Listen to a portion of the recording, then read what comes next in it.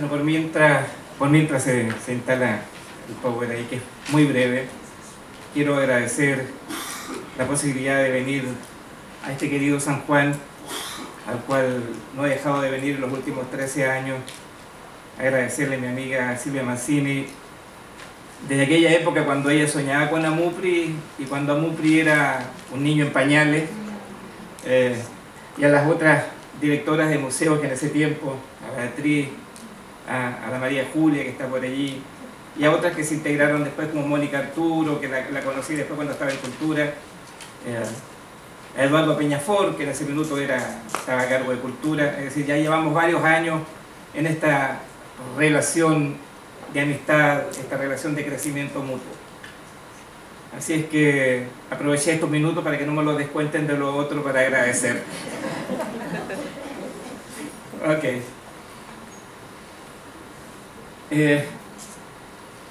No puedo empezar sino mostrando dónde trabajo, qué es lo que hacemos, y por eso voy a leerles un poco cuál es la misión de nuestro museo. Para aquellos que no lo conocen, está en Vicuña. La misión del museo es rescatar y conservar los testimonios tangibles e intangibles de Gabriela Mistral. En torno a este legado, debe investigar y difundir los fundamentos literarios, éticos, espirituales, históricos y sociales de la obra mistraliana, a través de programas atractivos, y acercar a Gabriela Elquina y vicuñense a su comunidad y a los visitantes. Esa es nuestra misión. El año 2010 fue reinaugurado con nuevos espacios,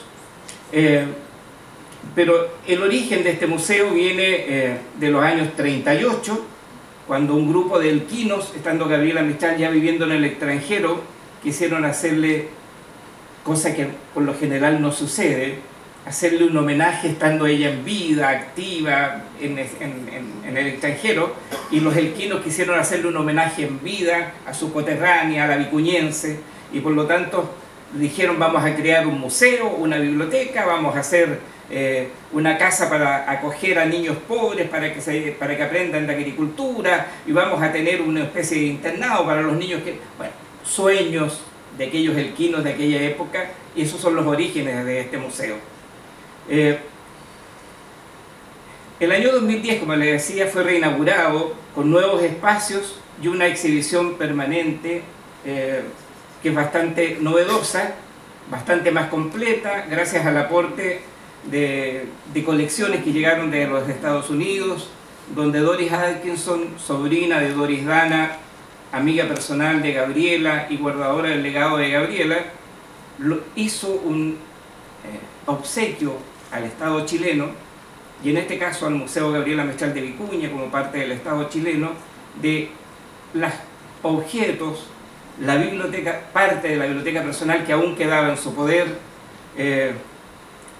lo que son las cartas, lo que son las fotografías, quedaron en el archivo del escritor de la Biblioteca Nacional de Santiago por decisión de la propia Doris Atkinson, pero todos los objetos de carácter personal de ella, de su sobrino, que estaban en la casa en Estados Unidos, todos llegaron al museo, y por lo tanto nosotros tenemos el privilegio entonces de...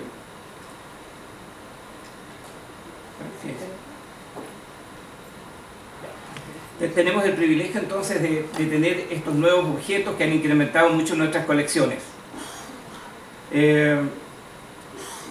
Me ha tocado ser actor y testigo de los cambios museológicos y museográficos por esta institución durante los últimos 20 años. En la sala del museo se alberga la colección, cuya museografía está estructurada temáticamente en 6 aspectos: origen y paisaje, América, legado Atkinson, poesía y obra, vida pública y espiritualidad. Eso es lo que somos nosotros. Realizamos todo lo que ICOM sugiere hacer en educación y en otros aspectos.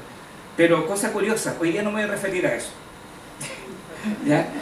Voy a tomar otro tema que va a ser, digamos, la estructura que que nos une como provincia, que nos une como región, que es el Camino de Agua Negra. Y cómo de alguna manera un camino puede convertirse también en algo museológico, museable, cómo de alguna manera este rasgo en la montaña, esta vía de comunicación, a lo mejor para los ingenieros, para transportar objetos y mercaderías, es mucho más que eso. El medio es el mensaje, es una frase acuñada por el teórico de la comunicación Marshall McLuhan.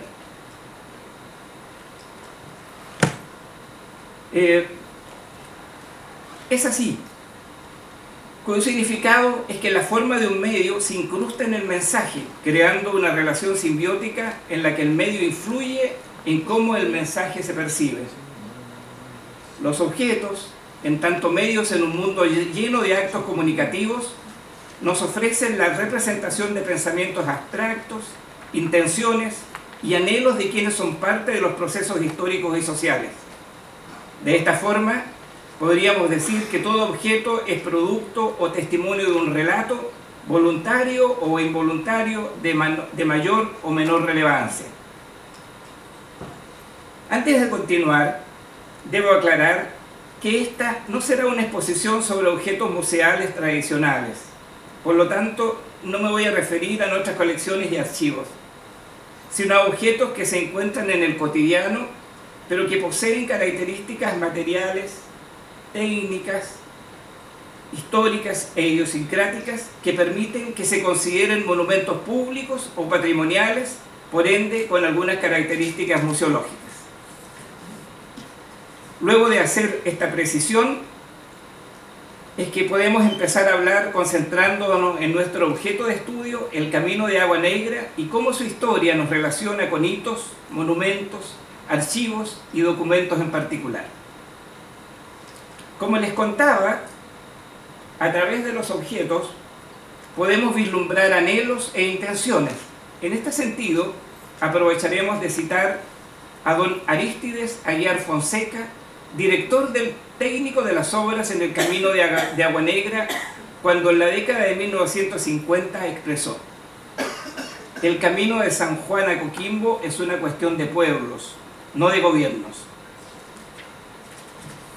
Hay un sentido en definir al camino entonces como una intención de los pueblos y no una acción de los gobiernos.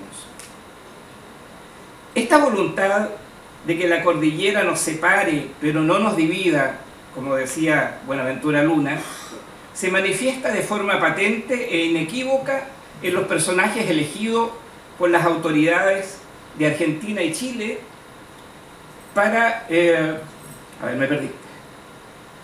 destacar entonces esta obra, como es el caso de los íconos llamados Gabriela Mistral, Domingo Faustino Sarmiento, Buenaventura Luna. Ven ustedes ahí en pantalla este busto en homenaje a Gabriela Mistral. Es curioso.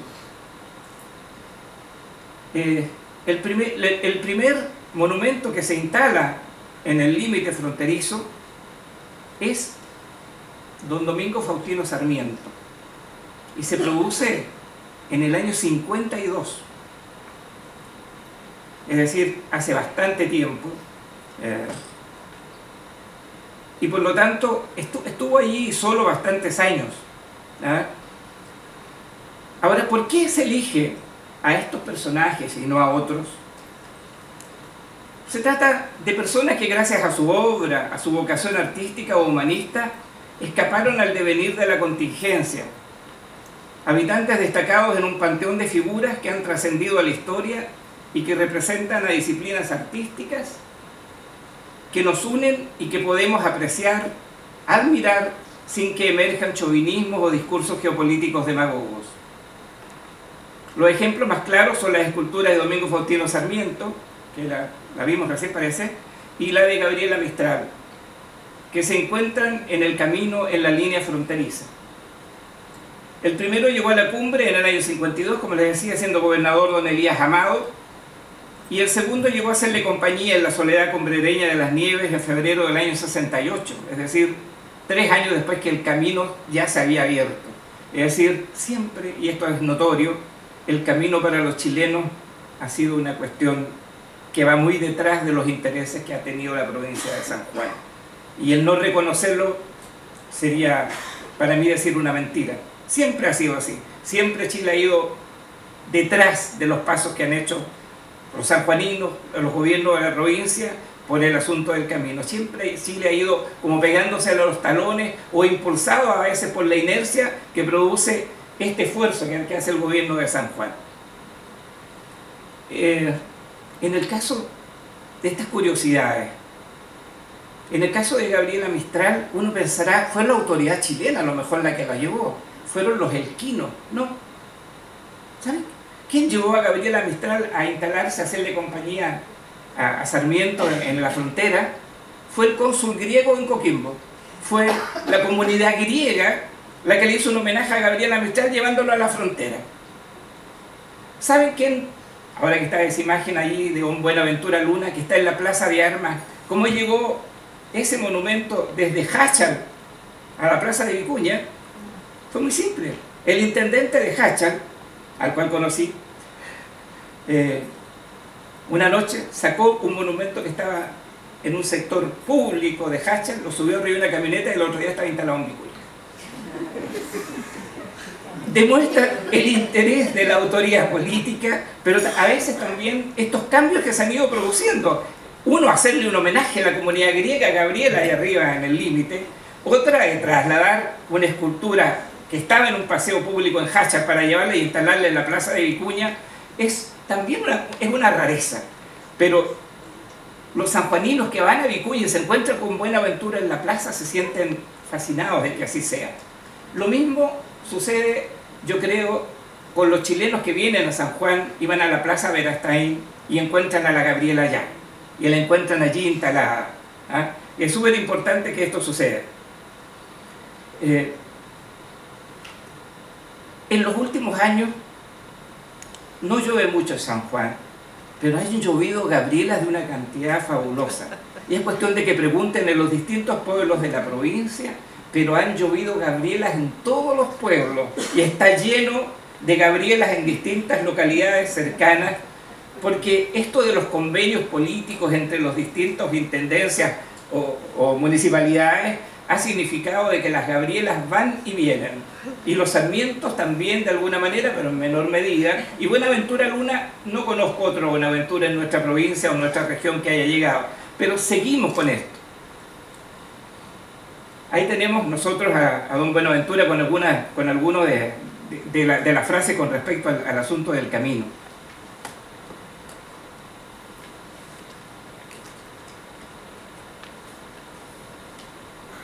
¿Qué decía don Buenaventura Luna con respecto al camino propiamente tal? Alguien, bueno, no es tan conocido de que Buenaventura Luna fue un gran impulsor del camino de Agua Negra.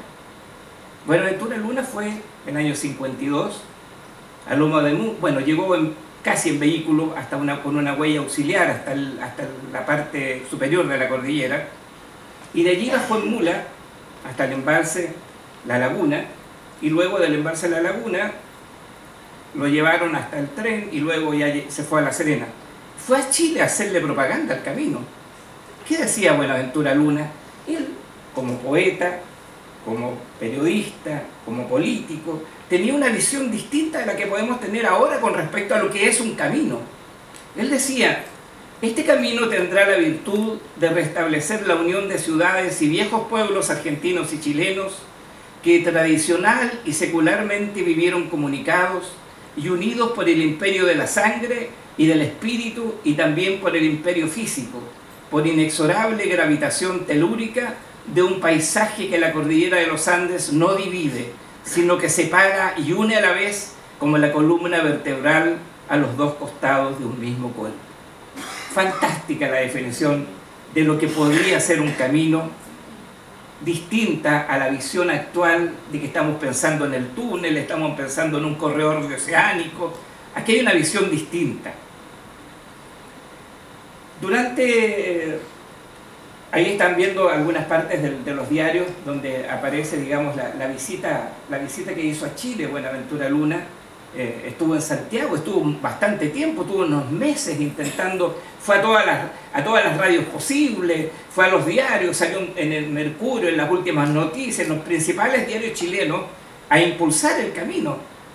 No lo mandaba nadie, venía porque él quería, porque él soñaba con él, tenía las intenciones de hacerlo. Durante varias generaciones, y a ambos lados de la cordillera, gran cantidad de autoridades, artistas y representantes de la comunidad propiciaron la construcción de esta ruta con máximas que fueron enarboladas como emblema. Tomando el camino y sus elementos como objeto de estudio, es que también se pueden pesquisar testimonios de la activa vida social y económica que sanjuaninos y chilenos mantuvieron durante décadas. Ahí es donde de la investigación, de la entrevista, volvemos a nuevos artefactos comunicativos, fotografías como la del sanjuanino Enrique Seade en Vicuña, a la cual agradecemos a María Julia que nos haya facilitado que estaban acá. Pero antes voy a referirme a esa imagen que está allí. Cuando vine hace 8 años, 10 años, andaba con la locura de hacer una historia del camino. Había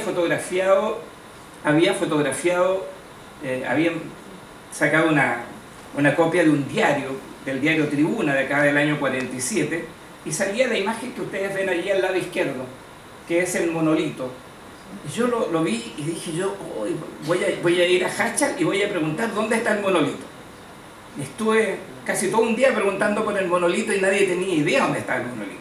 Y después me puse a leer en detalle la letra chica del diario que lo decía, y decía que estaba ubicado en el parque forestal, una cosa, un término así, y le dije a una persona mayor y me dijo, ah, eso estaba ubicado en tal parte, y conseguí que otra persona me acompañara y fuimos. Lo que encontramos es la parte de arriba, y abajo estamos nosotros ahí con los compañeros que me ayudaron a encontrarlo. Fui ahí donde el intendente de Háchal, me dijo, no tengo idea del monolito. Y yo le decía, pero sí es importante, estamos hablando de un hito para la historia del camino, es el camino que nos permite unirnos, bueno, veamos qué podemos hacer. Convencí, y me da gusto decirlo, convencí al intendente de que hiciéramos algo con ese monolito que nadie conocía y que estaba allí borrado, y que había sufrido las inclemencias políticas de borrar a Perón de la estructura del propio monolito, es decir, le habían pasado cosas encima para que desapareciera Perón, ¿ya? Cosas en las que yo no me meto, pero que yo la veía, que estaba allí y estaba bastante claro, ¿ya? Entonces, ¿qué es lo que hicimos? ¿Qué es lo que hizo el intendente? Eso es lo que hay ahora en Háchal. Y la gente de Háchal ahora sí sabe de que el camino y el gran acto del año 47 se hizo allí, que allí fue una apertura simbólica del camino, porque el camino lo estaban haciendo varios kilómetros más al este, ¿ya? Perdón, más al oeste, estaba al revés acá, más al oeste. Por lo tanto, era así. Entonces, este tipo de recuperación histórica de lo que son los monumentos nos hace también pensar de que el camino nos permite unirnos, y hay un montón de elementos dentro del camino que de alguna manera hacen que podamos hablar un poco de la cosa histórica, de la recuperación de la memoria. Marta Elena Zamatán fue una vicuñense, posteriormente fue mujer argentina, profesora, estupenda escritora, vivió en Santa Fe muchos años. Ella escribió varias cosas sobre el Valle de Elqui, una vez que ella se había venido a Argentina, incluso las escribió aquí en Argentina, las publicaron aquí en Argentina, pero se referían a Chile. ¿Qué decía ella? Las relaciones amistosas siempre fueron frecuentes entre sanjuaninos y elquinos. Y antaño, vamos a trazar un poco, ahí estaba Seade, cuando yo le decía con las imágenes, que estaba Seade y estaba ahí el Mansaje, es decir, todo este grupo de gente con mulas que acarreaban ganado en pie para vender en Chile y llevar al norte. Esta fotografía está aquí en el museo donde María Julia, ella me la facilitó, y esas fotos están tomadas allá en el Valle de Elqui. Nos muestran claramente en el cómo las personas de alguna manera, digamos, se relacionaban en aquella época, estamos hablando de comienzos del 20, de fines del 19. ¿Qué decía la Manta Zapatrán entonces? Hubo entre gente de acá y acullá, y las idas y venidas se sucedían en cuanto bajaba la nieve, mezclando los motivos afectivos con los comerciales, cuando no los religiosos. La fiesta de Andacollo. La fiesta de Andacollo, no hay lugar en San Juan, en el propio San Juan capital, en Chimba, en Barriales, en Tucumán, en tantas partes donde se desarrolla la fiesta de Andacollo, y nosotros nos tocó ver de alguna manera los últimos que iban a caballo, y en la época hasta la década de los 70, y de alguna manera tomaban el tren, dejaban los caballos en Rivadavia, en el sector de arriba, y se venían, iban en tren hasta La Serena y luego a Andacollo a hacer su peregrinación anual. Instituciones y ciudadanos se organizaron a partir de los años 32 y 33 en adelante para apoyar la construcción del Camino de Agua Negra, aún sin una definición a nivel gubernamental. La ruta era propuesta por la propia ciudadanía, con diferentes matices. La gente de los departamentos argentinos de Jáchal y de Iglesia fueron férreos partidarios de la construcción de un camino internacional que atravesara su terruño. A su vez, los departamentos de Elqui y Limarí y los pobladores formaron comités, realizaron elecciones de reina para juntar dinero para apoyar la construcción del camino, y convencieron a la autoridad para citar a un cabildo abierto en el caso de Vicuña, donde participó 1/3 de la población de Vicuña desfilando por Vicuña y haciendo vítores a Cantoni. ¿Se imaginan ustedes el año 33 en Vicuña, gran parte de la población desfilando por toda Vicuña y haciéndole vítores a Cantoni? Eso sucedió. Las fotos de los diarios así lo demuestran, ¿ya? O sea, hay una realidad y esta unión, esta cosa fuerte que hay entre nosotros. Nosotros como museo hemos recuperado parte de esta memoria a través de entrevistas. Nosotros realizamos un poco de estas actividades, y hemos entrevistado a mucha gente que tuvo el contacto, digamos, con los cuyanos, como los llaman allá, porque no les dicen sanjuaninos, les dicen cuyanos en el campo. Venían los cuyanos y venían los cuyanos. ¿Para qué eran los cuyanos? No eran argentinos, eran cuyanos. Ese es el término usado cariñosamente allá en Chile. Muchos de esta gente nos ha entregado, tenemos un montón de cosas ya recuperadas de la memoria. Las palabras y las obras que sobre esta relación se han vertido, todas ellas, las doctas y las más cotidianas, solo demuestran que el paso de Agua Negra es la gráfica de un enlace necesario para estos habitantes en muchos niveles, desde lo emotivo hasta lo comercial, de lo familiar hasta lo ingenieril. A veces, como investigadores, se hace necesario cumplir con nuestro deber de darle relevancia o poner en valor estos objetos, esas palabras, esos llamados de la memoria que de muchas formas nos entregan mensajes para seguir construyendo nuestra sociedad, nuestras familias, nuestro quehacer. Para finalizar, habría que decir, siguiendo el mensaje de Marshall McLuhan, que los valores de la sociedad han cambiado notoriamente desde que ese lejano gobierno provincial de Federico Cantoni en la década de los años 30, que los intereses de las naciones y de los pueblos son otros, que quizás ya se ha olvidado el mensaje de Aguiar Fonseca y el camino ya no será cuestión de pueblos, sino de capitales extranjeros y empresas. ¿Son estos los costes de un nuevo beneficio? ¿Serán estas, parafraseando a McLuhan, las amputaciones cuando se introduce un nuevo medio? De lo que sí puedo estar seguro es que la población de Vicuña y el Valle de Elqui en general ya no saldrá a las calles a vitorear a nuestro querido gobernador José Luis Gioja por la construcción del túnel, ni menos la apertura de un corredor bioceánico como lo hicieron en 1933, desfilando y aclamando a la figura de don Federico Cantoni. Muchas gracias. Muy interesantes los comentarios, las presentaciones, las dos, son sumamente interesantes, totalmente de acuerdo. Todo lo que es la nueva tecnología tiene que ir agregándose de a poco a los museos, pero no por eso las estrategias bien utilizadas aquellas antiguas estrategias que tenemos, que se han usado siempre, no hay que dejarlas tanto de lado tampoco, bien lo decía Mercedes. El camino, realmente, nosotros estamos en un museo donde toda la tecnología la estamos viendo, estamos conviviendo con esta nueva tecnología para ser usada en los museos. El futuro Museo de Ciencias Naturales vimos que va a ser maravilloso y absolutamente toda la tecnología va a estar a disposición del museo. Y todo es muy bueno y es muy brillante y nos sentimos muy orgullosos de ello.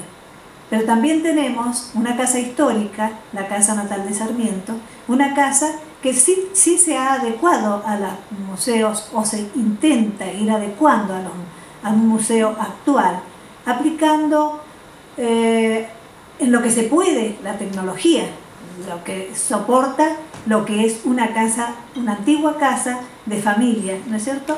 Tiene que irse todo midiendo de acuerdo a las necesidades y a las posibilidades.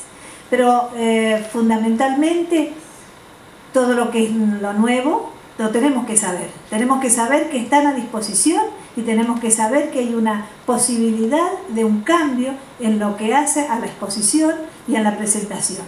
Pero nunca debe quedar, ha quedado muy explícito, nunca puede quedar de lado ese gran amor que desde el museo se pone para que la presentación y que el museo tenga esa vinculación tan directa con sus usuarios y con la comunidad más inmediata. Lo del camino, sí, absolutamente segura que los caminos unen. Los caminos unen y permiten realmente que los distintos puntos que van tocando, se transformen en pequeños museos o muestras y rescatan o afianzan la identidad, rescatan la fauna, la flora, reconocen los valores, la gente del pueblo empieza a aprender o a reconocer el valor de las comidas tradicionales y que son en realidad, si uno ve este relato que ha hecho del camino a Chile, realmente es así, somos una sola cosa, afiancémonos y usemos ese camino que va a dejar también para el turismo una entrada importante que actualmente los museos